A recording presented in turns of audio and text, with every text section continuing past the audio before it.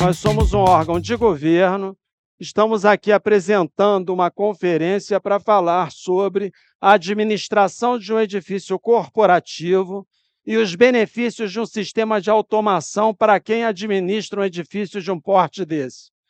A sede do Poder Legislativo Estadual, no Rio de Janeiro, é o Palácio Tiradentes.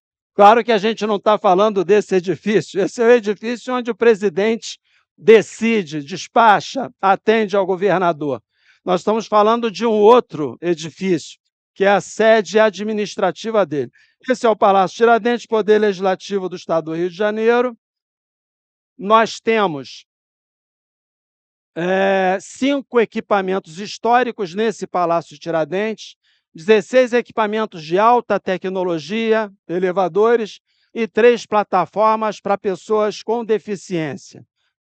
Aqui, impossível, né? Nós não estamos falando do Palácio Tiradentes, estamos falando de uma outra edificação.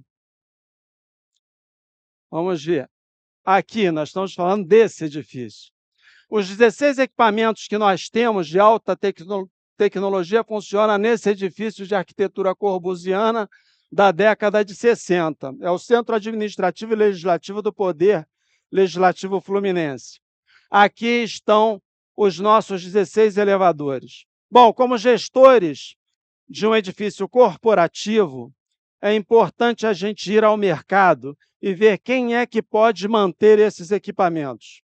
E tivemos uma surpresa muito desagradável de perceber que no Rio de Janeiro, das 23 empresas pesquisadas, isso abarca todo o mercado de manutenção de elevadores no Rio de Janeiro, apenas 2 são habilitadas a uma contratação desse porte para manter elevadores Atlas Schindler. Nós vamos ver que há empresas que contratam com a administração, mas não atendem ao termo de referência, justamente pela eletrônica embarcada que há nesses equipamentos. Bom, se há problema, então, com relação ao sistema de automação desses elevadores, é necessário que a gente saiba quais são os problemas para que a gente possa melhorar a competição nesse procedimento licitatório. Bom, e aí a gente descobriu o seguinte, muito bem, nosso processo de contratação, bom, primeiro por exclusão, o que não faria parte de um processo de contratação desse envolvendo esses 16 equipamentos de alta tecnologia? Bom, itens acessórios de conveniência ou conforto, itens resultantes de uso indevido, naturalmente não fazem parte de uma contratação dessa. Ou seja, nós adquirimos materiais que são frutos de eventos externos à contratação através de aquisições extras, além da contratação de prestação de serviços mensais. As condições de contratação: mão de obra residente. Nós precisamos de 2 técnicos de manutenção nesse edifício, fornecimento de peças compatíveis, instrumentação para diagnose de falhas, literatura técnica completa para reparo e, finalmente, acesso ao sistema de controle e automação, inclusive para a programação de paradas.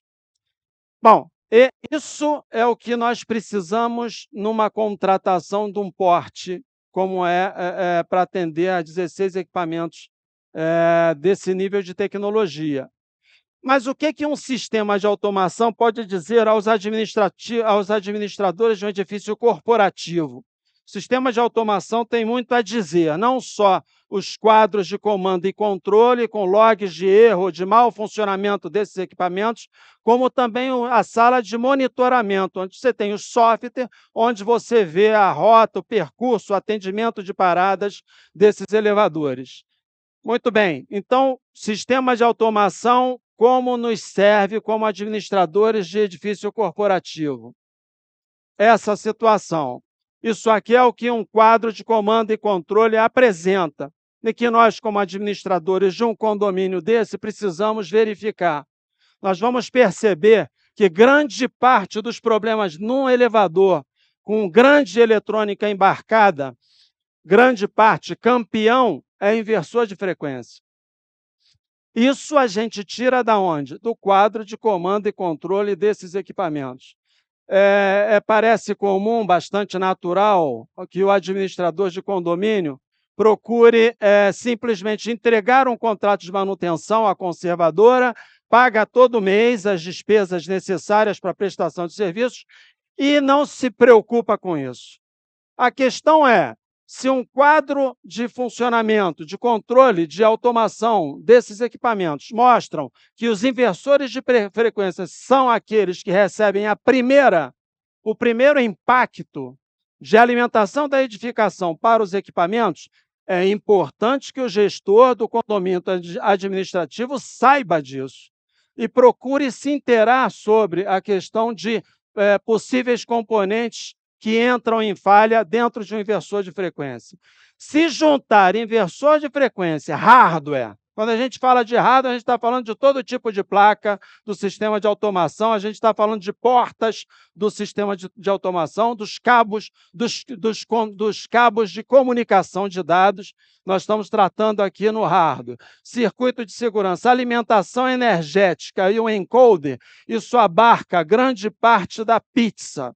Ou seja, o gestor de um condomínio empresarial de alta complexidade, podemos dizer assim, precisa efetivamente se preocupar com as principais falhas dos equipamentos e o que o sistema de automação pode nos proporcionar para isso. Então, isso aqui o próprio sistema de automação nos diz. Isso aqui o técnico de manutenção vê. Sim, o técnico de manutenção vê, mas o administrador do edifício também precisa ver, porque ele vai pagar por esse serviço. Então, não basta que o técnico de manutenção veja, ou da equipe de engenharia da empresa conservadora veja. É necessário que o administrador de um edifício corporativo também veja isso, porque isso tem sério impacto no orçamento de uma prestação de serviço, normalmente uma contratação de 12 meses, que pode se estender aí por 36 meses, 60 meses. Então, é necessário ver qual é a possibilidade de baixar o custo de uma contratação dessa. Para isso, a gente precisa saber o que impacta dentro dessa contratação. Campeões, certamente, é um inversor de frequência, hardware embarcado nesses equipamentos, alimentação energética, a fatia verde. Alimentação energética significa que é possível que haja algum problema de alimentação entre o edifício e os equipamentos. Qual é o problema?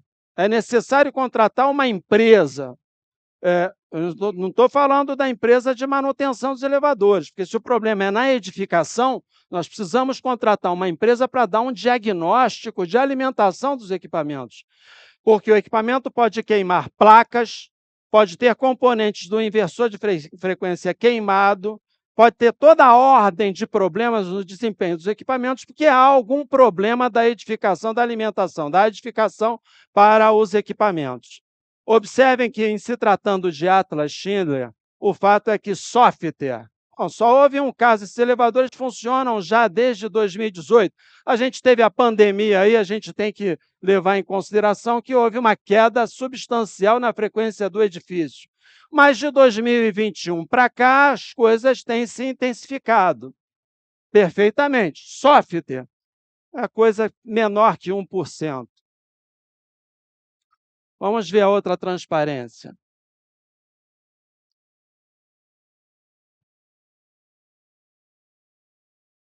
Aí, esse é o código de erros que a gente encontra no nosso quadro de automação e controle. A gente tem o erro lá, o 10FC Fault Error Drive, falha de comunicação no inversor de frequência com controle motor. Quem diz isso? O sistema de controle e automação. O quadro de controle e automação do equipamento diz isso. A gente tem aí uma série de erros, isso aqui é uma bibliografia, é uma biblioteca extensa de codificação de erros. Esses equipamentos não dão sequer 1,5% de toda a codificação de erros que há do fabricante, ou seja, a gente só conseguiu de 1.800 códigos de erro, as ocorrências não chegam a 35 códigos de erro. Tá? Mas é lógico que grande parte deles tem a ver com inversor de frequência. O primeiro deles é isso aí, falha de comunicação no inversor de frequência. O segundo erro, a gente vê lá, que é o 1050 X Reset 51, a CPU foi redefinida pelo reset ou sinal H-reset do hardware, e assim vai. Essa informação é técnica, mas é pertinente também aos administradores de edifícios corporativos. É necessário que essa informação chegue aos administradores, senão a gente continua na mesmice. Paga uma prestação mensal, uma mensalidade pela prestação de serviço, e aí você não tem noção do que está acontecendo com os nossos equipamentos. A ideia é justamente o contrário. Aqui o administrador do condomínio participa efetivamente de um contrato de manutenção dos seus elevadores. Você não entrega inteiramente um contrato desse para a empresa conservadora. Participa com ela dos problemas e das soluções.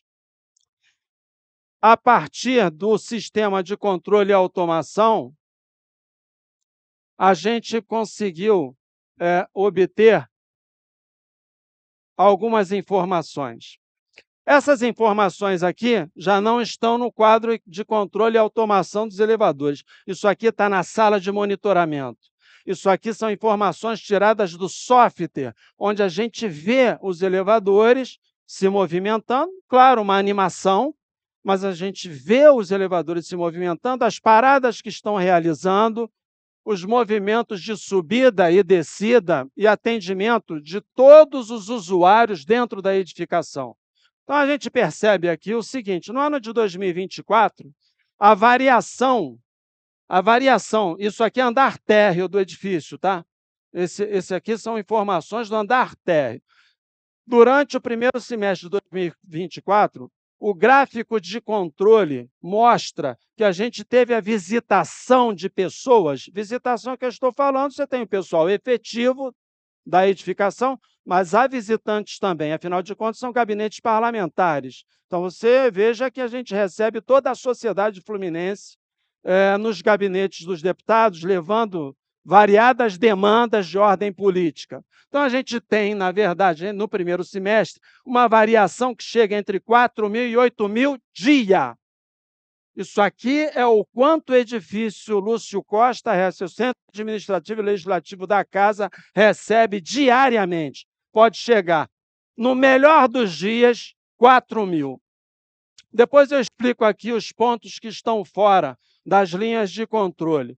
Mas a gente tem uma dispersão, uma concentração de informação que está entre 4.000 pessoas, visitantes dia, chegando ao crítico de 8.000, tendo inclusive outros pontos acima dos 8.000 visitantes. Tá? Voltando a dizer, isso aqui é a população, é a demografia da residência fixa de servidores da casa, mais visitantes dos gabinetes parlamentares. No segundo semestre, a gente teve uma queda. A gente já tem uma variação que fica em torno de 3.000, o limite inferior de controle, até o limite de 7.000.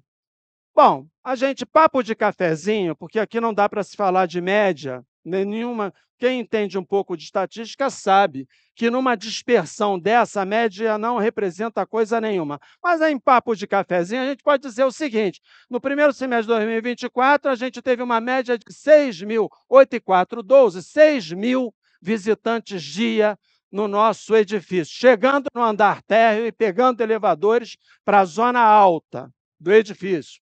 Depois a gente vai falar sobre as zonas, zona alta e zona baixa. E tivemos agora, em 2024, um pouco menos. A gente tem uma média aí entre 3.000 e 7.000, 5.000 visitantes dia. A pergunta é, para o administrador de um edifício desse, os elevadores comportam? Bom, nós temos 16 equipamentos. Os 16 equipamentos aguentam esse fluxo de pessoas? Se esses elevadores não aguentam esse fluxo de pessoas, claro que há crises. Quer dizer, você vai ter gente esperando muito tempo para pegar um elevador, você vai ter uma grande concentração, estou falando novamente, o andar térreo da zona alta, você vai ter uma grande concentração de pessoas no andar térreo e uma série de problemas, porque elevador é o transporte mais seguro nesse mundo, mas uma experiência de um elevador parado com as pessoas dentro também é a mais traumática do mundo. Não é? Então, a gente precisa pensar em como evitar esse tipo de situação, ou reduzir o máximo possível. Muito bem. Vou mostrar. Bom, isso aqui já é informação da sala de monitoramento, é o software. Eu não estou mais tratando sobre o quadro de automação e controle de cada um dos equipamentos, que são os logs de erro dos equipamentos, de cada um deles. Aqui eu estou tratando sobre pessoas que visitam o edifício. Muito bem. O que mais que a gente tem a dizer sobre isso? Vamos dar uma olhadinha aqui no próximo gráfico. Olha isso. Série História, entradas e saídas, Zona Alta, de janeiro de 2024 a março de 2025. Bom, isso aqui é o quê? Entradas e saídas. Não sei se dá para ler, está aqui embaixo a legenda. Entradas e saídas. Ah, então muito bem. Então o gráfico em azul, são pessoas entrando no edifício.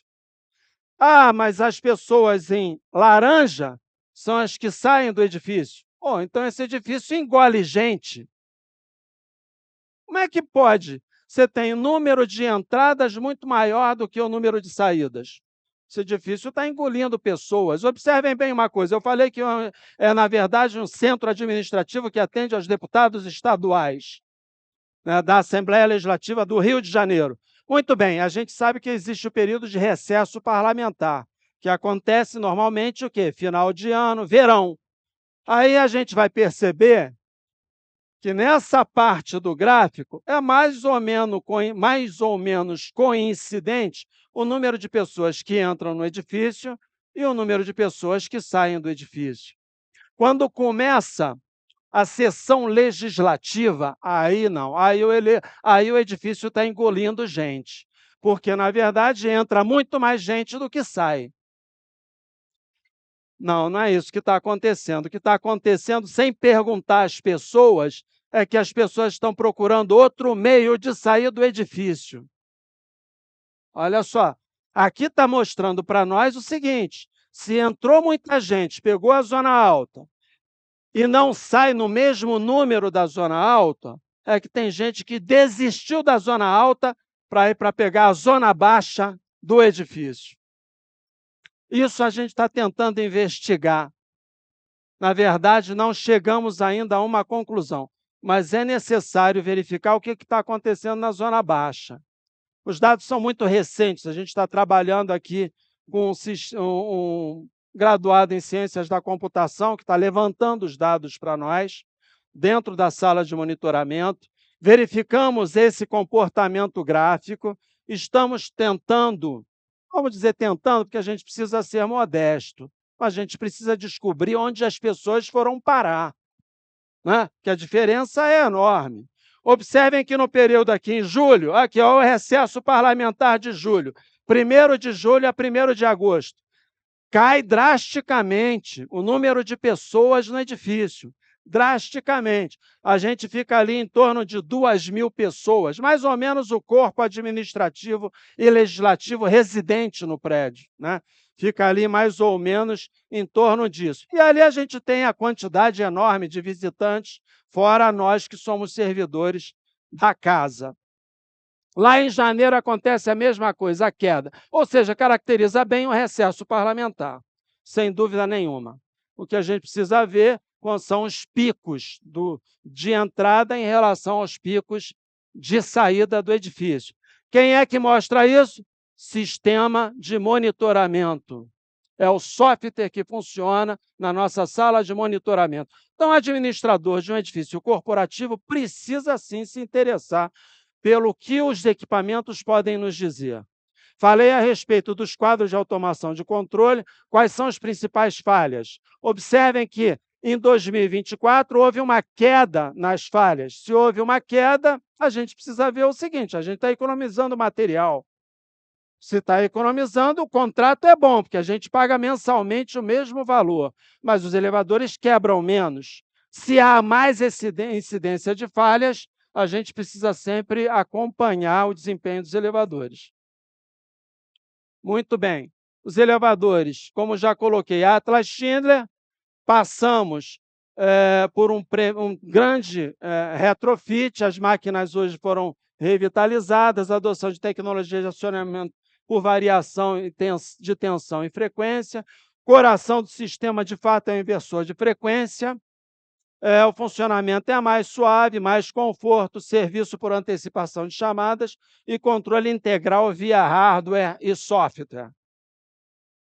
Ponto crítico, hardware e software. Né? A parte de eletromecânica do equipamento é uma solução de engenharia já consagrada. A gente precisa ver sempre a parte de eletrônica embarcada desses equipamentos.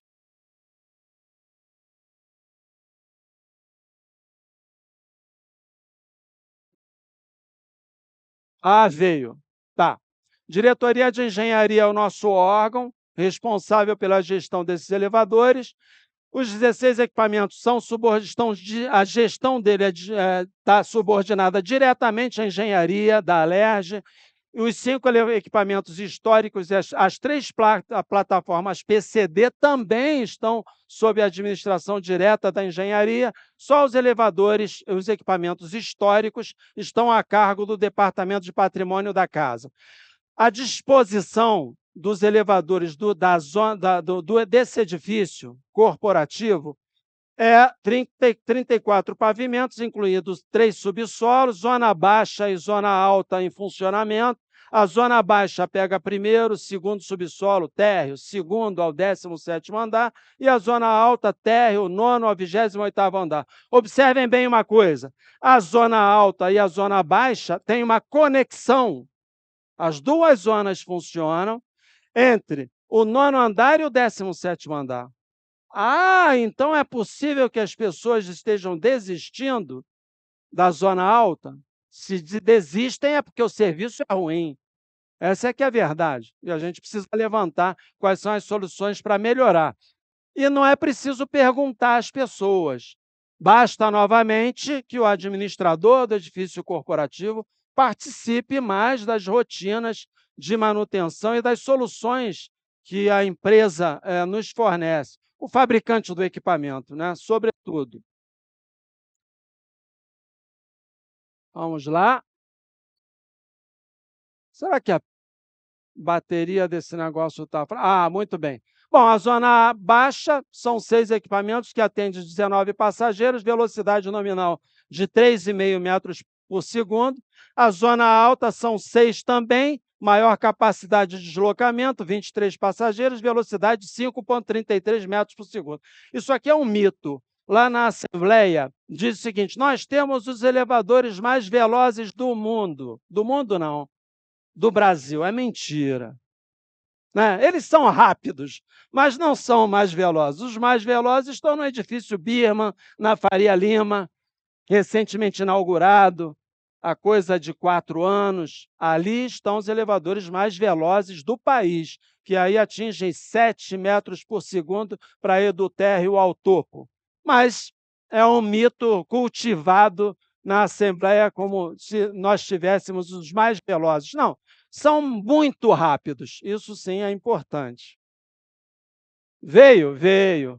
Os elevadores sociais vão até a cobertura do edifício e os de carga, nós temos um de menor capacidade de deslocamento de carga, 1.400 quilos, e o maior de todos, com maior capacidade de deslocamento de carga, de 4.000 quilos. Muito bem, eu quero agradecer a todos. Estou à disposição para alguma pergunta. E-mails de contato, se por acaso preferirem fazer contato conosco, nós agradecemos, achamos que seria bom sempre manter o diálogo com o mercado, principalmente com as conservadoras. Obrigado.